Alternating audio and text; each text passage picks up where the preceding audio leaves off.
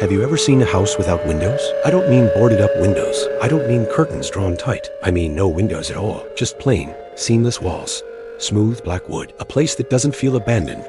It feels like it wants to stay hidden. I saw that house, and I went inside. He caught me, and I don't know if I'll ever get out. What if a house like that isn't just an architectural mistake? What if it's a trap? What if it's not abandoned? It's alive. What if the house is him? This happened last fall, late November. I had just moved to a quiet town outside Denver, Colorado. You wouldn't know the name. I needed peace.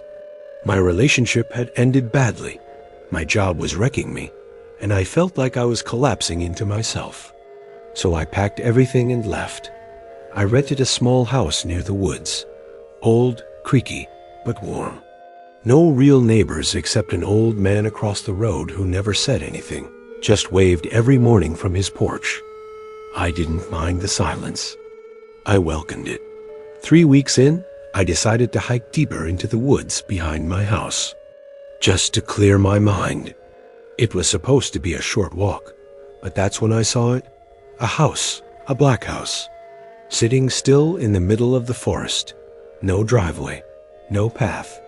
No signs anyone had ever walked there, just there, like a tumor in the trees. It had no windows, not even frames where windows once were. Just walls, solid, black, wood that looked like it was burned, but didn't smell like it, and one door. Old, wooden, with a rusted metal handle. I stood staring at it for 10 minutes. My chest felt tight, not like panic, more like a warning. A deep biological instinct that whispered, don't open it. But curiosity always wins, doesn't it? I reached for the handle. The door opened on its own. Inside, it was pitch black. No lights. Black, alive black. The kind of dark that breathes, that listens. I turned on my phone's flashlight. The beam barely cut through. It felt like the darkness was swallowing the light whole. I stepped in dust, mold, and something else, something metallic, like blood left too long in the open air. The floor creaked under me. The walls were bare. No furniture, no sound. And yet, I wasn't alone. I felt it. I should have turned around. I should have left, but I couldn't. Something pulled at me. Like I had to go deeper. The staircase on the left looked like it would collapse under a feather. I climbed it anyway, slowly, one step at a time. Each creak sounded too loud, like the house was listening, like it enjoyed it. The second floor was a long hallway, narrow, maybe 10 doors, all identical. I opened the first, empty. Asterisk second. Same. Third. Too dark to see anything. Fourth. As soon as I opened it, the door behind me slammed shut. I turned. No handle, just smooth wood. And then I heard the voice. Asterisk. It wasn't loud. It wasn't angry. It was calm. Too calm. A whisper. But close. So close it felt like it came from inside the air. You came on your own, it said. Good. I froze. Voice wasn't coming from a direction. It was everywhere. The walls, the floor, the ceiling. My own breath. You were looking for a way out, but you found a way in. It continued. My phone's light flickered. Asterisk. You don't need windows here.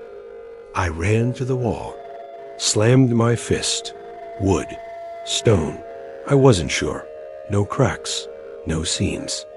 Just solid nothing. Why did you come? The voice asked. Were you trying to forget? My chest tightened. How did it know? Did you think running would make it disappear? It said, she still haunts you, doesn't she? It was talking about Laura. My ex. The one I left behind. The one who cried the night I left. The one who begged me not to go. And the one I still dreamed about every single night. You never moved on. The voice said, you just changed the scenery. Shut up, I whispered. My voice cracked. The air got colder. Asterisk, you're not alone in here, the voice continued. Not anymore. A shape appeared in the far end of the hallway, not walking, not moving, just forming, like smoke turning into skin, like a shadow that decided it didn't want to be a shadow anymore. I stepped back. My phone died. Darkness. Total. And then, footsteps. The footsteps weren't rushed. They weren't heavy. They were measured, deliberate, each one landing like a thought being formed. I pressed my back against the cold wall, trying to slow my breathing. In that silence, even blinking felt too loud. The footsteps stopped. Right in front of me. I couldn't see anything.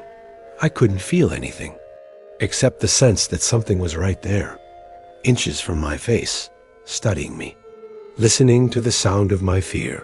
Then, a breath. Not mine. His. Slow, deep, as if savoring the moment. You remember what you did, don't you? The voice whispered again, but now it sounded different, closer, hungrier, almost sad. Asterisk, you never told her goodbye. You never told her the truth. Who are you? I managed to say, even though my throat was dry like paper. What do you want from me? There was a pause. Then quietly, the answer came. I want you to stay. Suddenly, the hallway lit up dimly. Not by electricity, but as if the walls themselves were glowing faintly from within, like dying embers. And then I saw them. Doors. Hundreds of them. 10. Not even 20. Just doors, stretching beyond reason, like the house had grown while I stood in the dark. And on each door, names, asterisk, carved, etched, burned into the wood. I stepped forward, looking at them. One read, Alan Reyes, -1996. Another, Teresa Boone, 2008. Some names were old, decades gone. Some recent. And then I saw it. My name, burned into the door in front of me. Ethan Kell, 2023. No, that wasn't possible. I just found this place today. I'd only been inside for minutes. I reached out to touch the letters, and the door opened by itself. Inside was M***, not a mirror, not a reflection. It was me, sitting on a wooden chair in the middle of a dark room. Eyes open, blank, as if he'd been sitting there for years. I stumbled back. What the hell is this? What is this place? The voice answered, calmly, this is where people go when they run from their guilt. This is where they end up when no one's looking for them. This is where you belong now. And then I heard dozens of footsteps, from all directions, from the rooms, from the floor below, from inside the walls, not rushing, just approaching. Asterisk shapes. Emerged, shadowy, gray, hollow-eyed people, if they were even people anymore, walking toward me silently. Their skin looked stretched, thin, pale.